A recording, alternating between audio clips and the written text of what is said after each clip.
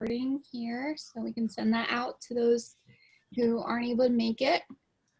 So Laurie tonight is going to be our co-host, so she'll be watching the chat in case anybody comes and has questions. They can put them in the chat function, and also she'll keep an eye to make sure there's no background noise. So if you are unmute and you have background noise, then we'll probably mute you. So just keep an eye on that yourself, and unmute yourself to speak. And also, like, a nice little tip, I don't know if this will work for everybody, but I learned that you can actually hold the space bar to temporarily unmute yourself. So I don't know if it works for some people, it doesn't work for other people, but that's a nice little trick for using Zoom. So we will go ahead and get started on our slide presentation. So my name is Melissa Draving, and I'm the owner of For You Concierge. And we are, I'm a personal concierge service here in Emmaus. And I have been in business actually for 3 years, almost 3.5. And I mostly work with clients in their homes doing different personal assistant tasks and also errands and personal organizing. So I just did a big organizing project this weekend at a commercial office. And last week I was working with a 84-year-old woman who underneath her sink, she needed help organizing there. So I did do some kitchen organizing very recently. So it's always fun. But my little case study here is about one of my clients. She was, she's actually redoing her whole kitchen and living room. And so she asked me to help her get set up in the new kitchen and, all those beautiful new cabinets. So we bought some organizers, but we basically put in systems and a couple of the things I'm going to talk about so that they're able to cook a lot easier now, more efficiently. And the husband is the one who actually does a lot of the cooking in that family.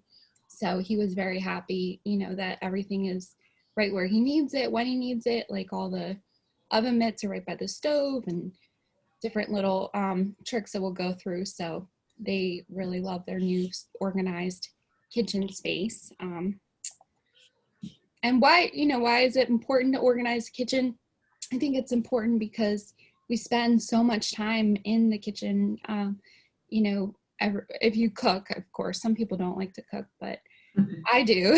And so I do spend a lot of time in the kitchen, and it's always better to have more organization because it's a working space. It's supposed to be a space that you are, using for a certain task, whether it's cooking or making coffee or something. You need to have it organized and orderly, or else it's not going to work for you. So I think that's one of the biggest reasons. So for tonight, we're going to talk about organizing by zone, mise en place, my stacking trick, make it stack, how to be ruthless about clutter, pantry organization, and also our recipe binders. So we'll go ahead and share what is the biggest kitchen organizing pain points that you guys have. So I know we all talked a little bit about our binders, but we're going to save that for last. So let me know what is like the biggest issues that you have with kitchen organization. Ruth? I would say it is all my like Pyrex and Corning glass things. Like they don't all fit in each other nicely, and I have them all kind of stacked precariously in the cupboard. Yeah, absolutely. Tupperware is definitely a big one. Does anybody else have a Tupperware problem? Yeah, I do. Couple. 4 out of 6 people have Tupperware problems. So that's absolutely a big one. Does anybody else have any other pain points? Martha? I have another issue. It's kind of along the lines of the Tupperware issue. I go to a store like Costco or something, and I see all these organizing containers, and I think, well, that would be pretty neat. And I'll get them home, and I'll think I'm going to put them in my pantry. And when I get home, I realize that, maybe the containers are all round instead of square, rectangular. and they just don't fit in a, you know, in a shelf in a pantry that well. So I feel like I'm wasting space.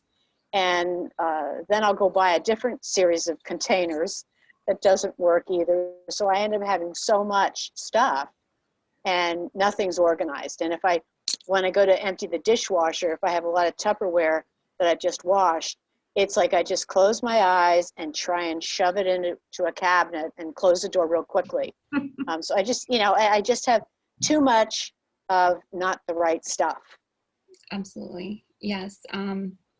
It was a trick that a lot of the professional organizers always say is that you should never go out and buy some like organizational stuff without first decluttering and figuring out what size you need and measuring, because a lot of times you will go out and buy the wrong size or shape or this or that.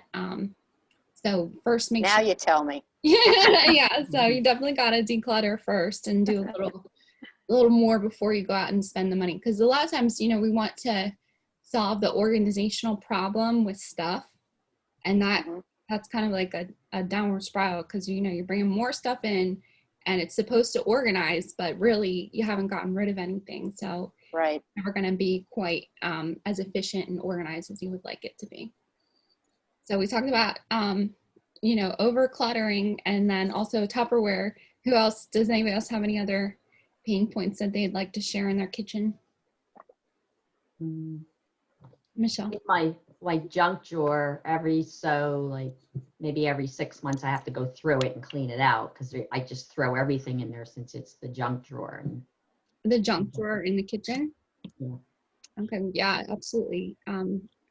You can't just throw everything in the junk drawer. You do. I like, and also other organizers, we like to put the drawer, like the silverware trays in there first, and then you can kind of like corral things a little bit. But even then, you have to make sure that things that don't belong in the junk drawer are not just getting thrown in there. It can't be just like a catch-all constantly, because there's only so much limited space. So did everybody share that wanted to? And I know we have some people here that are not on video, and that's fine. Hello, Beth, Katie, and Marilyn. If you guys want to, you know, share as well, I would love to hear from you. But if not, that's fine too. So does anybody else? Okay. So one of the biggest things that I think helps you organize in the kitchen is doing a zone plan. So this is one of the big things that I helped implement into my client's new kitchen, is a zone plan. So here we have different zones of the kitchen, right? So they're kind of based on each task that you're doing. So there's one zone for consumables, one for non-consumables, one for cleaning, one for preparing, and then one for cooking. And so you can see like the colors in this kitchen kind of show you the different areas. But it's just basically like a way to plan out the kitchen based on what you're actually going to be doing within it. So how are you going to be cooking? How are you going to be spending your time? Like some people, like I said, they don't do a lot of cooking, so maybe they don't need as big of a space dedicated to cooking and preparing, but they need more space for, you know, foods that are ready to eat. So for me personally, I have a zone in my kitchen that's just for coffee and tea. And that's like an entire cabinet. I'm a big tea and coffee person. So I have all my, not only like just my coffee cups, my teacups, my coffee filters, and my coffee and my tea, but also like all my pitchers and like stuff that just anywhere else it could be like clutter. But since it's all together and, you know, it's sectioned off, it kind of stays within those boundaries. And when it's time to make coffee, I know right where to go. I'm not going to 6 different cabinets, because some people, they keep, you know, all their cups in the same cabinet, and that works good for them. But for me, I like to have the coffee with the coffee cups with the tea. So does anybody else have this going? Any other zone kitchens here, or has anybody heard of this before? No. So it's kind of it goes back to like how a restaurant kind of functions. Like you have your prep station and you have your cooking spot, because you kind of don't want those to all blend together. You know, if you have like if you have cooking oils and stuff, you don't want them to be going all over the other zones. So just kind of keeping it separated and compartmentalized. And also it's based off of like the needs of your family. So like I said, every family is kind of different. Some people like to cook a lot, others not so much. So you kind of are setting your kitchen up in a way that it works best for you. So there's the things to consider is, you know, how often are you cooking? Do you need a dedicated cabinet for certain things? Like I said, for coffee or whatever. And then is your kitchen used only for cooking? Like a lot of us right now are using kitchens for, homeschooling, and some for working, right? So we would want to kind of set up a zone that's only for working or doing schoolwork and kind of keeping those items in the kitchen, but still sectioned off. So, and this is a cute little graphic from the kitchen design. I will chat out the link to this. Okay. To everyone. Okay. So that's basically how to organize by zone. And this does take a lot of pre-thought, you know, so it's great when you're moving into a new home, but also, you know, if you're going to do a big organizing project, it would be a great time to implement something like this. Or if you needed help, of course, you know, from an organizer, we could help you kind of put this in action. But what I did when with my client is I took Post-it notes and I wrote out each of the little categories of things and put them onto the front of the cabinets. And then she could kind of come in and see, is that going to work? Do I need to rearrange them? And then we put everything back. So the next little concept here we have for kitchen organizing is called mise en place. And this is actually defined as a culinary process where your ingredients are prepared and organized before you cook them. So you can kind of see like this background here is like a mise en place that I did with fresh fruits and vegetables. I was actually making fruit skewers for, what was it, a Chamber of Commerce event at the South Mountain Cycle. And that was really fun. So that's why I have all my different little fruits all out. And I chopped them all up in advance and then I assembled them. So you can kind of use this concept to help you with meal planning. So, you know, if you have your grocery shopping once a week and then you bring home all this fresh fruits and vegetables, a good way to use them all is to actually do mise en place, to prep them that day or that night and kind of just like put them in the little Tupperware containers or the Pyrex, and then that way it's like a lot easier for your family and also for you to eat the fresh fruits and vegetables that you're bringing home.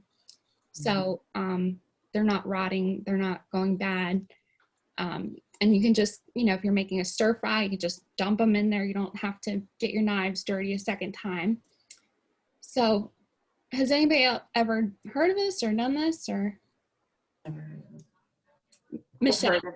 Yeah, I've heard of it. Actually, I participate in like the Noom, it's not dieting, whatever. Right.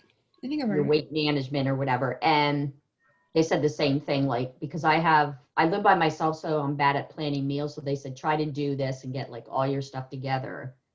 I do find it does work, especially like that if you get fresh fruit and then you put it in containers in the fridge that I look at it, I'm more apt to eat it than, oh, I got to wash that before I do it. And then I'm like, I'll do it later. So it does help. Yeah, absolutely. Fresh fruits, because one of the biggest complaints that people have with fresh fruits and vegetables is having to cut them all up, you know. So after a long day at work, you're not, you know, you don't have energy. So it's easier if they're already cut up and you can just, you know, dump them in a frying pan or, you know, make a quick little dessert with some fruit and ice cream or something. That way you're actually using the food that you're bringing, because what is it? like most, they say that people in America waste 30% of the food that they buy at the supermarket. And this is definitely a really big source of it, is the fresh fruits and vegetables, because they are perishable. And, you know, so also you do have to have a set of knives, like, you know, that you really like. So I have my Cutco knives because I used to sell them. But that for me, like this one cheese knife, I love it and I use it for everything. But so you can also use this with your meal planning. So, you know, if you have, if you're doing a weekly meal plan and you know you want to make stir fry on Monday, and you go out and buy the peppers and the onions and all the stuff that you need, then you can just prep them up the night before, and, you know, it makes it very easy to make a meal with fresh ingredients that are healthy. Mm-hmm. And also, since this is a library class, I have a book recommendation for anybody who wants to learn about mise en place. It's a book called Work Clean by Dan Charnas. And this book, it actually doesn't, like, it's not all specific to kitchen. It actually takes the mise en place theories and applies them to your productivity in the office and your office processes. So it talks about how you can do the same type of thing with your work for, you know, your job, or for me, for my business, as you would with your kitchen. So you're cutting everything up into little small pieces and prepping it, making plans. That's actually where I got the idea for my 4-quadrant plan for project planning. I think some of you guys have been to my other classes, so you've seen that before a couple times. I use it a lot, and I will actually pull that up for you on my website. And it's just basically a 4-quadrant project planning model, and it has 1 quadrant is for resources, so that's like anybody or anything that you need to do the project. So for this class, for example, I needed a PowerPoint presentation, I needed a Zoom link, I needed a, you know, Eventbrite so you guys could sign up, you know, a couple different little resources. I needed Laurie to help me with this by being my co-host. So, you know, that would go on your resources section of the project plan. And then the second section is for steps. So that would be all the steps that you would be doing for this project. So for this class, you know, I had to send out emails, I had to put this on my website, I had to do a lot of different steps. So you would just write them all down. And then the 3rd quadrant is putting the steps in order so that you can do them in sequence and they make sense. And then the last little quadrant is just the desired results of your project. So for this class, my desired results would be to help people learn about how to organize their kitchen better and have a fun class. So yeah, so that project plan is actually, I don't know, Laurie, could you pull that up on my website under the events section? It's at the bottom, and it's the organizing project plan, if you can. So I'll try to get you guys all the link for that, because I didn't include that here.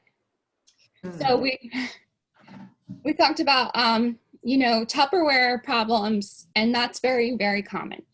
Most people have, you know, Tupperware that is totally mismatched and all a mess. So for those people, which was me until very recently, I would say to only purchase things that stack. So, you know, either nesting bowls or things that stack right one on the top of each other. And so this is actually pictures of my grandma's house. So they live down in Florida and they have a very tiny kitchen. And so I first saw how all of her Tupperware, Pyrex we'll call them, they were all circular and they all nestled right into each other. So there was actually, like, you know, there's like 1, 2, 3, 4, 3, there's like 12 or 15 different Tupperwares, but they only take up like the space of 4 because they're stacking inside of each other. So when I got home to my house, I was like, I have Tupperware. I have some of these circle ones, but I had ones that were rectangles, one that were squares, and like it was not all fitting in the space that I wanted to allot to Tupperware.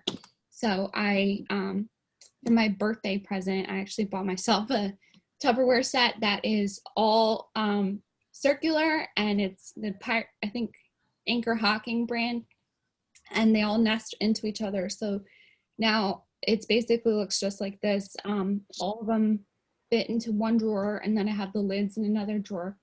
And the lids are all interchangeable too. So that's the other benefit, is because a lot of times we have one lid for one Tupperware, and that is frustrating because, you know, they don't always match up, and one's in the dishwasher, one's, you know, not, and you end up putting saran wrap or tinfoil instead of the lid, and that's frustrating. So having a whole set, like I got this one set on Amazon, I think it's like 40 pieces. And it was definitely a good investment because it's just easier and it takes up a lot less space. So it's called, what is it?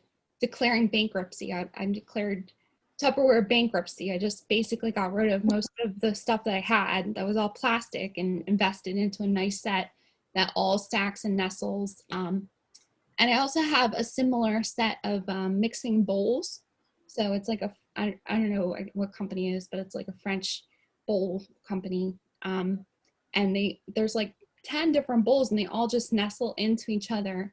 So you'll see this like a lot when in the kitchen aisle. You know, they have different products that all nestle, like either mixing bowls or if it's measuring spoons and cups. Try to look for things that will stack because they'll take up a lot less footprints in your kitchen, and just like it looks more orderly than just like a bunch of random stuff shoved into a drawer. So that would be the stacking.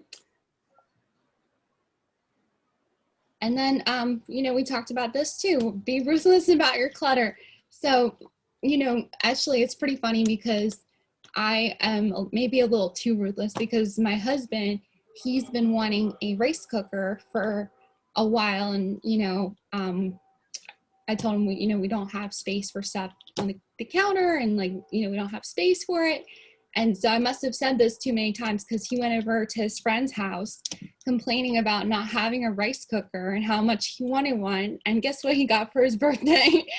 A rice cooker. So, you know, don't take it to the extreme, but, you know, it is important to make everybody aware in the house that, you know, we have enough stuff, and we can't just keep bringing stuff into the kitchen because then it will become messy, will become cluttered. Like one of you guys said about clearing out the kitchen every 6 months. That's absolutely a good idea. You know, just to get rid of all these extra gadgets that nobody uses. And also, you want to stop buying it. You know, you might have to avoid the stores that you are going to that make you want to buy these things. Like for me, yeah, everybody's not in their head. So maybe you need to take yourself off of like certain email lists, or you need to, when you go to Costco, you can't go down that aisle that has all the kitchen stuff because it will make it hard for you because you're always going to see something that, you know, catches your eye, that's cool, that you like. But you have, you know, unless it's stacked, unless you're really like, you know, if you're getting a stacking set or like you're doing something like that, try to keep new stuff from coming in. And that might also mean, you know, talking to your spouse and your kids and whoever else is bringing stuff into your house and being, setting a boundary with them. Like, you know, I know that these gadgets are great, but we really just don't have the space, and we want to keep things like streamlined, and this is why we're doing it, and I need your help, so that they aren't all bringing stuff in, and so that people aren't giving you gifts for Christmas because they know you love to cook, you know. So it's hard really to keep the clutter down, but as long as you're going through it every couple months and just getting rid of some things, you can usually do a pretty good job. And we have Alton Brown here, who's somebody I used to love to watch as a little kid. And he has a new show, so we started watching that too. But he always talks about unitaskers, right? So what, does anybody else watch Alton? Does anybody else know about this? Okay, so a unitasker is a kitchen gadget that only does one single thing. And so he tells you, of course, to avoid unitaskers because they only do one thing. And usually there's a way that you can do the same thing with a multitasking tool. So my husband actually threw this back on me. I said I wanted a citrus juicer. I want an electric citrus juicer. And I've needed it a lot of different times. I like to get lemons and limes. And, I was saying that I wanted it. And he was like, that's a unitasker. I was like, no. And so if anybody can think of something else to do with a citrus juicer, juice citrus, let me know, because then I can justify having it. And like a good rule of thumb is if you need something, like at least 5 or 10 times in the kitchen, like if you can identify, like, I've needed this, I wanted it, like, at least 5 or 10 times, then get it. If you do need it, obviously you should have it to make your life easier. But it's just like a mindset of not continually bringing more stuff in and just like trying to put your foot down and say, we only have so much space in this kitchen, and the more stuff we bring in, the less we're going to be able to move around and actually cook. So another rule, some other little bullets, needing versus nice to have things, and using the 1 in, 1 out rule. So that would be, if you bring in a new item, if I brought in my citrus juicer, I would have to get rid of something else in the kitchen that we don't use. So that will help you keep things like static instead of just constantly ballooning and growing and having more clutter. And you can use those rules with pretty much, with other areas in your house too. They're transferable. So you can also do it with clothing, like 1 in, 1 out with clothing would be like you get a new sweater and you take a new one out of or old one out of your closet and donate it. So I like to keep a box, for donations. And then when you kind of identify something that you want to get rid of, you can just put it in the box and you don't have to wait until later. You can just do it right then. And that helps me get rid of a lot of stuff I don't need. Clutter, we'll say. So yeah, and we get a lot of questions about pantry organization. And this is a big one, especially for, small kitchens like mine. This actually looks like I have 2 pantry cabinets, but that is the same one. So for your pantry, you have to be actually using the things that are in there regularly. You can't just let things sit and die on the shelf, basically. If you have an item like all these things on the counter, they came out of the pantry. I use every single one of these. Coconut milk, I use those tuna packets, cream mushroom soup. Like I use every single one. And if there's something that we aren't going to use, I try to get rid of it or donate it before the expiration date. And also you'll see here the heavy cans are on the bottom shelf. That's a good rule of thumb for any shelving, is to keep the heaviest stuff at the bottom, but especially with your pantries, because usually the cans, some of them weigh a pound, some of them weigh more than a pound. So keeping them on the bottom shelf kind of helps you corral them a little bit better. And then, I do stack the boxes on their sides if I can. You can see at the top is my Idaho potato box is on its side. So anytime you can kind of put something either vertical or on its side and still see the label, see what it is, that will save you a little bit of space. And I do also, buy larger bags of stuff like this granola down here in the bottom, that I will buy a big bag of granola and I'll use the little snack sandwich size bags and just portion it out with like a measuring cup. Like they probably teach you to do that like with Noom or whatever, right? Person who is on Noom. Yeah. Yeah, for measuring purposes. Yeah, it's a good idea.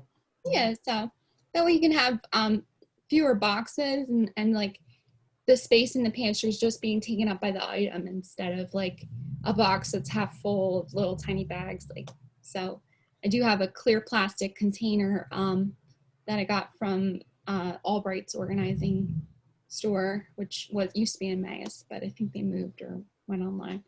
So then, Melissa, okay, so if you take some stuff out of your larger bags, then where do you put, if you don't have the space in your kitchen, where do you put that? Like in your basement or? No, this is like a little clear plexiglass container on this only thing on, I don't know if you guys can see. Oh, I could, yeah. Yeah, I so that's like a little, took a big bag and then put it in this, okay. yeah, I usually only do like 3 or 4, like, because I Okay. know that we're not going to eat more than that in 2 weeks worth of like, so I'll do that with walnuts, I'll do it with dried fruit, granola, just like different healthy things that I can just take and throw into a lunchbox. Because a lot of times I like to pack lunches, and I used to pack lunches for my husband when he was going out. So that way it's just like you're grabbing like 4 or 5 different little bags of stuff, and that gives you some variety in your lunch. It's not quite as boring to eat nuts and fruits when there's like, different nuts and there's different fruits, and maybe there's some chips in there too. So I like doing that for lunches especially. So, and then number 6 is just rotating your cans, because they do expire, especially if you're buying them on sale or, at like a discount store. You really have to watch your dates on your cans. When I went down to my grandma's house, I checked all their cans and all their bottles, and I did find some that were expiring soon and just like a few that were already expired. But what you can do is, if you have a lot of cans, you can actually just write on the top with a Sharpie marker the year. That way, if it's like this year, you can just like quickly see on the top instead of having to like read the tiniest print in the world to read the expiration date. Does anybody have any questions about pantry organizing or anything that I talked about so far? Okay, so that's pretty much it on the pantry. And also I do try to keep like the boxes all together on the top. Seems to be the best for me. And then all the bags of like pasta, I try to keep them together. And I do that also at the grocery store, because I do personal shopping for groceries for 2 families. One's every week and one's every other week. So it's when they're both, I'm doing both families at the same time. It's like a mother and her daughter's family. So I will always try to maximize my space in the grocery cart, because it fills up and I actually have to get a second one. So I'll put all my boxes, together, and try to put bags together, and stand things up on their side if you can. Just like, you would with the boxes on their side, or that way it's just, the space is being maximized better, because things that are similar shapes fit better together instead of just like mishmashing them. So, like I said, organizing is a team effort. It's like a whole house thing. Like you can't just organize and then the next day, a stampede comes through over your family and then it's disorganized all of a sudden. So you have to kind of get everybody in the whole house like kind of on board with it, and explain to them why it's going to help you, and maybe have like a little team meeting, a household meeting or whatever, just to get everybody else and get their buy-in for keeping the kitchen more orderly. And of course, if you can donate food to food pantry or food drive or shelter instead of just throwing it away, if it's still in date and everything, then that's always better. Following a plan and making it a habit to do it pretty frequently. And remember, a place for everything and everything in its place. So that's just like a little mantra. You can have a bunch of them, like like I said, one in, one out. Everything has a home and no visitors allowed. So if you can kind of like pick your own little mantra that you like, it's really easy to just repeat it to yourself, when you're doing something, and that kind of puts you in the right mindset. So does anybody have any questions now? Nope. Nope. I have a question. Yes. You didn't talk about, what about like potatoes, sweet potatoes, onions? I keep them on my counter in bowls, typically. Like, Really? yeah, I keep them, I'll do like a bowl because I like to buy the big bags of stuff. Like I'm a very big value shopper, so I'll buy the bigger bags. And like I talked about those little nesting bowls, so I'll take the bigger ones, and if it's a 5-pound bag of potatoes, like usually most of them will fit into one of those big bowls. And I keep them out on the counter next to like my bread, and the onions and garlic I'll put in a separate bowl because I use those all the time. So I want to have them kind of like handy, and they're not supposed to go in the fridge. So I do like to have them out on the counter. Okay. Does anybody else have a different way they keep their onions and potatoes and garlics? Like I keep them in my pantry on the bottom under the shelves, but I feel like I need to organize them or put them in something somehow. Yeah. I don't have my pantry isn't that big. Like I just have that one cabinet.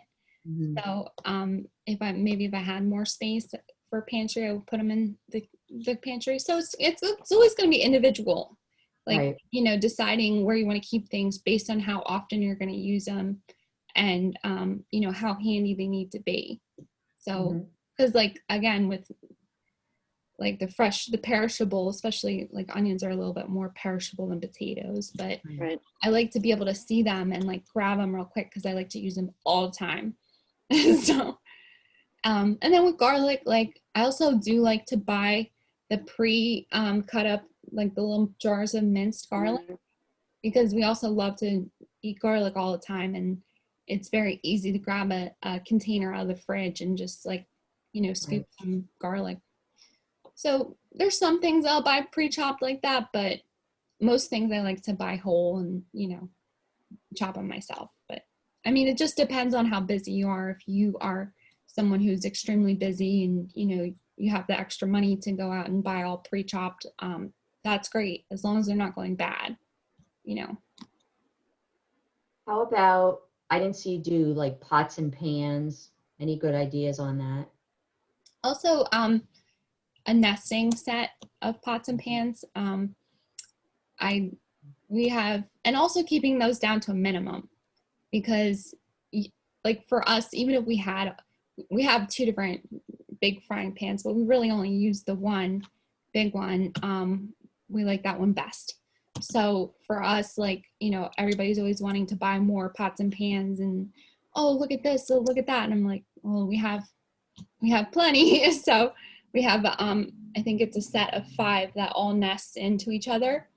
And I did do recently I figured out a little trick for the lids, is I actually put them in the meatloaf size container, like the actual loaf pan. Like they actually fit just all my lids, like, because there's only 4, they all fit right in those meatloaf pans. And that way, I'm still storing the meatloaf pans, but they're using a double function. So That's a good idea. Does anybody else have any tricks or tips for their pots and pans? I know some people like to hang them, and so. And I also do use the oven drawer on the bottom for some, like for all of our big casserole pans and our sheet pans. Like they're all stacked up in there, and they kind of, since they're all flat, they all fit in there, and then I can fit 2 frying pans that nestle into each other. So, yep.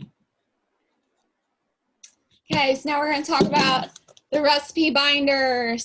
So, I actually found a really cool site, Zazzle, where you can design a custom recipe binder with like the person's name on it. So I was very excited about that. I might do some of those for client gifts for Christmas. But I mean, it's just a basic binder. It's just customized, but it's always nice to have something pretty. Mine is just from Staples. I probably got this on sale. Always look up, it says, and like a nice purple ombre type looking color. So for recipe binders, I think that the reason I like them so much is just because it makes it easier to do meal planning. Like my husband's doing some more of the meal planning now. I'm kind of doing a little switching some rules. And so I was able to just tell him, just look in the recipe binder and you'll find all of our recipes, and it makes it a lot easier to do a meal plan if you can just reference what you've already made and liked and tested and tried. So these recipes in here are only ones that I've already tried and liked. So it's not, so those of you that have 2 recipe binders, you could separate it out like by that. These are the ones that I use all the time, that I love, that I've tried. And then the other second binder could be the ones that you want to try, that, would be nice to try, that you just want to keep reference, And also I like having recipes that use up certain ingredients. So like if I have eggplant, like I have a couple eggplant recipes in here. So I can just go and see my recipe for baba ganoush, which is an eggplant dip, or stuffed eggplant, which is from a recipe book called Everyday Paleo. So, and you can do that with pretty much anything. Like a lot of times that's how I use up my fresh fruits and vegetables, is I'll Google, recipes that use up broccoli, or recipes that use up, whatever it is that you have on hand. A lot of times, like I'll make a soup out of extra vegetables, because you can make soup out of pretty much any vegetable that you have, just by kind of like cooking the vegetable in broth and then using a hand blender to blend it all up. Or even some fruits. I've actually had a mango soup that was like that. So, okay, I have a question. Sorry, I always have lots of questions. No, it's fine. But no, when you said you go and you say, then you go to your eggplant stuff because you're going to use that, then do you organize your recipes by vegetable? Like, how do you go right to your eggplant recipe? It's done by protein. So I have beef, chicken, pork, seafood, veggies and sides, desserts, miscellaneous, and reference. Okay. Which is like, so if you have like a special dietary thing, you put it in reference. Okay. And then you don't need to necessarily get these Avery ones, but I do love binder dividers, and these have just one pocket in the front. So they are a little bit more expensive, but I like having the pockets, because then when you do get a new recipe that you want to put into your binder, you can just kind of slip it in the pocket until you have the time to put it into its own sleeve protector. But I do have extra sleeve protectors too in the back. And everything is in sleeve protectors. So like all in all, the investment into this binder, sleeve protectors were about, I think 15 or 20, but I got like 200 of them, which was more than I needed. I only needed about 50, I think. And then the Avery binder dividers were, I think, $8 from Staples online. So, it was about, I think I probably paid like less than $5 for the actual binder. So we'll say that the total investment was about $30 into creating this one. But you don't have to, be super fancy like I was doing this for blogging and also for this class. So I, invested a little bit more, but you can just make it, easy for yourself, and you don't have to have everything so fancy. But, I'm sorry. I have a question about that. So let's say I am reading a magazine and I see a recipe that looks kind of interesting, and I try it, I like it. So if that recipe is, just let's say 3 inches by 5 inches in size, do you like Xerox that, and so it's an 8.5 by 11, and then put that in your recipe binder? Or how would you file that small piece of paper recipe? Yeah, for me, if it was me, I would probably, Xerox it, because I do have a So I was thinking, okay, that I use all the time, that I love and makes good copies. So I would probably just put that, do that on a black and white 8 by 12 paper. I mean, because once you start getting little slips of paper that are different colors, then it starts feeling messy. Like, right, exactly. Yeah, my mom, she would do that. She would clip all the recipes, and they're great, but like, they just ended up in the junk drawer half the time because they were like just little slips of paper.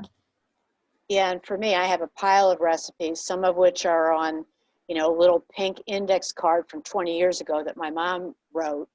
And when I'm looking for that recipe, I always know what to look for. I need to look for a pink index card, and I worry about in a binder, if everything's on white paper or pink paper, whatever, it'll be a little more difficult. But at least it's the You can same do a color size. copy.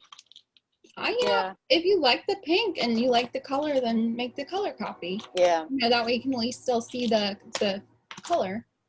So Yeah. one thing that I tried, Martha, that might help you, because I kind of have a few of those same kind of things. And I'm still testing out my organization method. That's why I wanted to attend this and hear like people's ideas. But I use like a 3-hole punch. And even if it's a smaller, like 3x5, then I'll switch it. And then it might have 2 holes in, but it still keeps it in 3-hole, and then I know it's in vegetable and it kind of goes there, but you could try that. It worked for mine. I mean, I had 2 different things going on, so I don't know.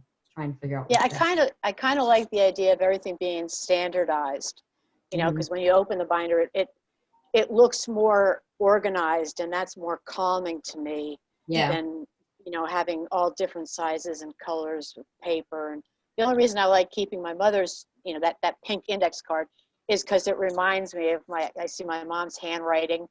Yeah. But if you're Xeroxing it, you're still going to see her handwriting. Right. So yeah, I kind of like the all white or all pink or whatever we do, but just have it, full And then pages. also, you can, once you have it, if you have it Xeroxed, you can actually write your own notes in there. Like Right. the video that some of these ideas come from is by Jordan Page, and that's on the blog that I think I'll send it tomorrow. But she says she recommends using like the page and just writing, how did your family like the recipe? How I do that. You double it? Did you, what did you do extra? Too much pepper or stuff like that. So like having a whole page that kind of gives you like a little bit extra room that you can write your own notes in there and kind of make it your own. So I just have a question about earlier you said your notebook, you have one that contains just all those that you have used and you liked. And I just thought of that might be one of my problems, because I have different cookbooks and I'm like, oh, that's right, I think that's in that one. So if you find one from a cookbook, then you make a copy and then you put it right in the binder and say, so I'm not always trying to think what cookbook something's in. Exactly. That was my problem, was that I had a stack of my 6 cookbooks. I really decluttered them down to 6, but I had a stack on my kitchen table, and I kind of wanted to just have less on the table, as we always do. And so I spent about an hour or maybe an hour and a half Xeroxing all the recipes that I made, because there was this one, the Sharing Your Best by the Ladies Auxiliary in Old Zionsville. I love the whole book. I Xeroxed almost every page, but not quite, like probably about half of them. And then what I did was actually highlighted the ones that I have made and loved. So taco pie is very popular here. The meatball stroganoff, I made that a million times. And then on the back, I did this one double-sided, the cheeseburger pie, very popular here too. So, but that's my only beef recipe. So it looks like maybe I need some other beef recipes to try. So if you have them all in one place. If you have a If you have a cookbook, Melissa, that like the one you just showed, and you've practically Xeroxed every page from it because you like it so much. If you have another cookbook that maybe you've only used a couple of recipes, tried a couple of recipes that you liked, once you Xerox it and put them in your recipe binder, is there really a reason to keep that cookbook? I'm trying to think, do I really need it? You have, like I said, I decluttered mine down from maybe I don't know how many I had. Maybe I had 15 or so. Yeah. And then I got them down to 6. So, and then sometimes, one Christmas, somebody gave us a cookbook, and are you laughing because you have a lot more than that, Michelle? Oh, yeah, I have so many. I think she is. I think she's having a heart attack. Yeah, I'm like, Yeah. Yeah, I mean, if you love to Yeah. cook and you like going through the books, like I do like going through my books and getting new ideas, but Yeah, but then I don't make them. That's the problem. I tag them all and then Right. Yeah. yep, yeah, I've done that myself, or like put the recipes that I liked in a 3x5 card. Like there've been a lot of different attempts at organizing recipes Right. my 31 years. So I totally identify. It's hard to find a good system that you really like. So that's why doing something like this, like it takes the best, you take the best of what I'm saying and telling you, and kind of combine it with what you already know and like, and you always have to find like a customized solution when you're organizing. Like it's not going to be cookie cutter. Like what works for me in my kitchen might not work for you and your Right. kitchen, because your Right. situation is different and schedules are different and roles are Right. different. So like you have to kind of just find what you like and your personality and kind of just cater your system to you only. So yeah, you get the supplies out. First, I made all the labels on Avery.com, which it comes. They're Avery binder dividers, so it comes with a sheet of paper that you print them on, which I love to. Can you send us this link series for the tab dividers? This is actually all on the blog. Okay. So I will. Thank you. I'm sending out the blog tomorrow again. I mean, you might have gotten it today Okay. already. Oh, okay. Okay. But, that would be right on my website on Here For You PA. Perfect. And it's my blog is under my events page. So but I'm sending out an email tomorrow with some follow-ups. Okay. Yeah, so there's the different things about that. And so, yeah, I just photocopied all of the recipes. I tried to kind of be careful about the spines and everything, but I just went through every single book and photocopied them all. And yeah, so then I put them all together according to protein, and I tried to keep the ones that I like the best kind of towards the front of that section so that I can just jump there real quickly. And you can kind of customize it, like I said, and just, you're probably going to add more recipes that you take away, but you can always take them out if you aren't using it. And step 5 is to get cooking. So before we go through this, so your binder, you said your sections were like all the proteins, then you have vegetables, and then what else? Yeah, I have veggies and sides, desserts, miscellaneous, which is like a catch-all. So what do I have? I have a mint iced tea cooler and miscellaneous, and that's it. And then I have reference. So in the reference section is notes about the FODMAP diet that my husband was on for a short period of time. My plate stuff. Did that work? It did. Unrelated. Did it? It helped him, and he's now off of it. So Good. Okay. So he also printed this My Plate stuff, so I put that in the reference section. There's a PA seasonal recipes. All the restaurants that were open during COVID. So different things, and also I think I put the foods the dogs can and cannot eat. Also, I wanted to put them in there too. So that's like, that works for me, but maybe you want to only have like fewer tabs. Like maybe you would do a 5 tab and keep it more simplified, or maybe you don't. You want to, go the opposite direction and get 15 tabs and really. But I try to always encourage clients not to micro organize. Like you don't want to have 15 sections for your recipe binder, because then you're not gonna know where to go. You're gonna have to like spend more time thinking about what section something should be in or shouldn't be in. So that's why I always try to encourage people to use big categories. Like,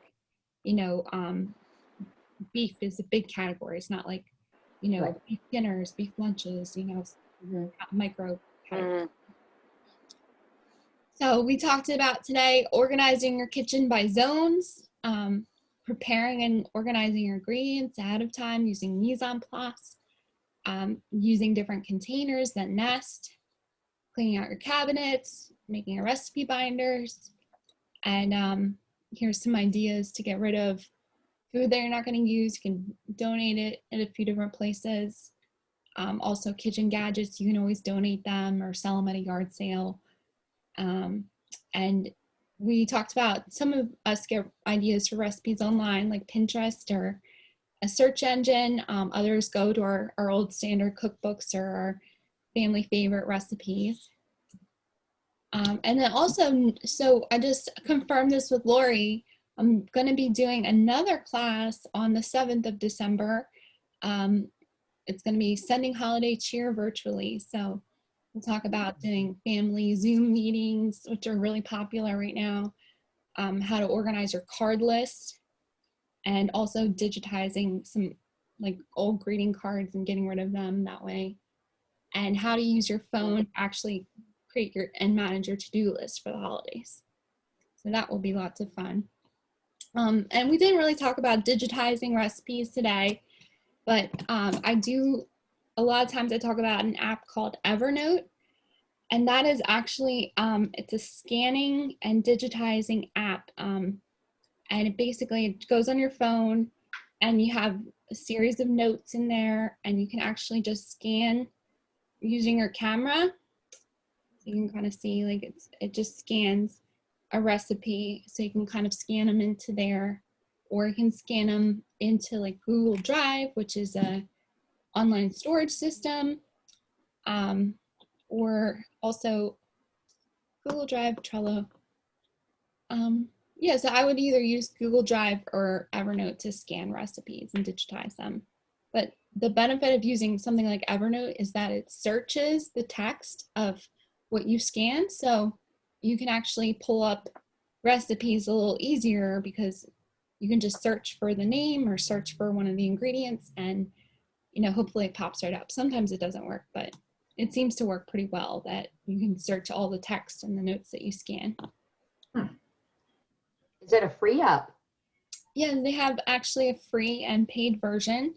The paid version, I think, is like $8 a month, and that allows you to use multiple devices with the app, and also it will help you, it allows you to scan business cards. Like, it has a couple extra features for paying for it. You have more storage, but the free one is just fine too. Right now, I just downgraded to the free one because I wasn't using the business card scanning anymore.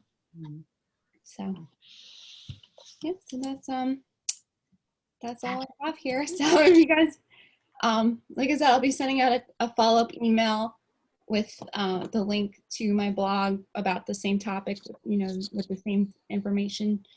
And I'd love for you guys to sign up for my next class. I'll send that out in the email as well. And yeah, so I'll hang out here. If anybody has to go at 8 o'clock, it's 7:59, so you're welcome to sign off. But if you guys have any questions, they can stay for 5 or 10 minutes. I have one more question. Actually, I have a suggestion. Maybe in a couple months, you could have another Zoom meeting and invite all of the people that are on this meeting, and we could tell you how our recipe binders are going. Yeah, I love that. We're working on. Yeah, we can do a follow-up. It might give me some incentive. I was going to say, you're really putting the pressure on. I'm putting the pressure on myself. Yeah, that accountability piece is definitely important. Yeah. And also having a community. So like I have one client, and I was asking him, I was trying to help him come up with a way to stay accountable to organizing. And so for him, he liked, he was able to go to church every week. That was like a thing that he always did. And that was a habit, one of the few habits that he had. And so I was like, well, what is it that, about church that makes you keep coming back and keep coming back? And we found out that it was like the sense of community, like, having friends there and you get to socialize, and also having the accountability that people will know if you're not there. So that's a very important piece for, getting organized, is maybe having an accountability buddy or somebody. Like a lot of clients for me, they just need somebody to hold them accountable and to, just be a pain in the butt, basically. Like some of them tell me, that I'm a good pain in their butt because, I keep coming back to help them, and that forces them to move forward on projects. Right. um, Right. this lady I'm doing grocery shopping for, she also is having me do some photo organizing for her photo albums that she's been working on. And so me coming each week with the groceries kind of like holds her accountable to giving me photos. Right. And she's moving forward on the project a lot quicker than she would be if she were just doing it on her own and she wasn't accountable to anyone. So that's a big piece of it. But you know, if you really want to do it, just make a plan. Like Laurie did send out thank you, Laurie, for sending out my links. She sent out the link in chat to my organizing plan, and I will pull it up.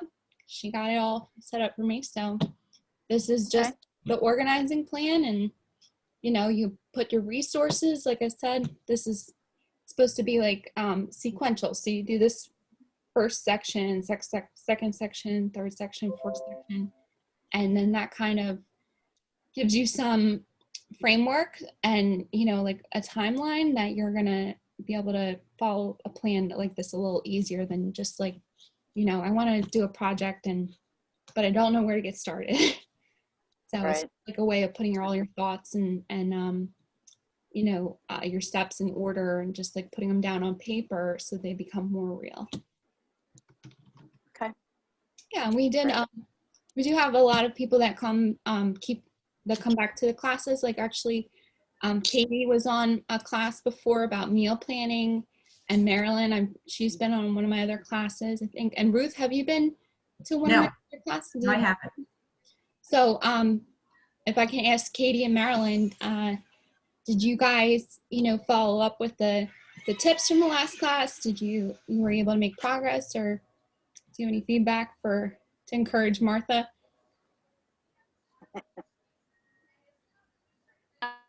I'm still playing around with Evernote. That's good.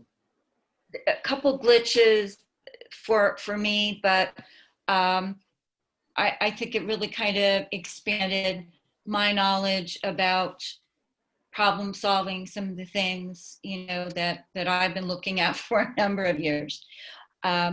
So no, I've actually, you know, went online, did some work, and you know, really grateful that I was able to, you know, catch up with you and you sharing your knowledge on that aspect of just trying to organize things or utilize this when I'm looking at something online and I don't really need to print it out, copy it, I can clip it, you know. So yeah, I followed up, and it's been kind of interesting, but I still have a lot to learn. Awesome. So that was from my class on digital organizing and going paperless. I think it was a couple months ago. So that's wonderful to hear. Thank you. And what about you, Katie? Yeah, I'm kind of doing the same thing, actually playing around with Evernote and kind of trying to get the hang of that. Mostly, I think I'm going to use it for organizing electronic recipes because I have them like everywhere. Like I have a whole lot on Pinterest that I have organized really nicely, but then I have some that are in emails. I have some that are just in notes on my phone. I have some in this other recipe app. So they're like all over the place, and I need to get them in one place and organized, because then I make a recipe and I like it, and then I can't remember where the heck I found it. And all the ones that are in the cookbooks too. Yeah, so it's like a mess.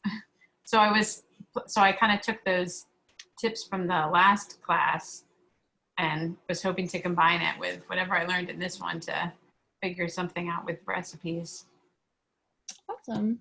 So yeah, you know, so you're little by little, you learn a little bit more, and you can start using, you know, the different systems, whether it's a digital system like Evernote or a physical paper-based system like our recipe binder. And, you know, just kind of moving forward little by little and remembering, you know, enough. And like I said, I have the information online on my website. So you need a refresher, you can always go in there and just, you know, keep moving forward, because like organizing and you know, life in general is never going to be perfect. So like the second that you get it all organized, you know, something little will happen, or you'll get busy, or this will happen, and very quickly can fall apart. But it's just important to give yourself grace and realize that we're all humans. We're not perfect organized machines, and we deserve a break sometimes, and it is what it is. Sometimes it's messy and disorganized, and that's life. But just improving little by little and taking those baby steps in the right direction is very helpful for me and for other people too. So yeah, so Great. thank you all for Very helpful. Good tips. Thank you.